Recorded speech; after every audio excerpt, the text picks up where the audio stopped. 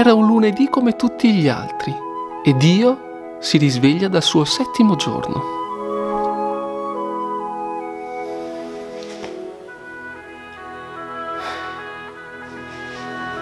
Buongiorno papà, buongiorno Gesù. Riposato bene? Sì, dai. Caffè? Oh sì, grazie. Che fai?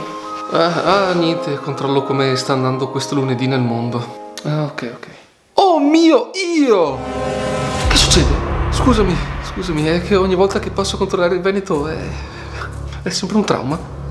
Pensa che in nessuna zona del mondo vengo nominato così tante volte invano. E nemmeno in un modo così creativo, tra l'altro. Poi figurati, oggi è lunedì. Dai, su col morale. Vedrai che nei prossimi giorni andrà meglio. Oh no! Cosa? Che c'è adesso? È stato indetto uno sciopero generale di tutti i mezzi pubblici. No, porco...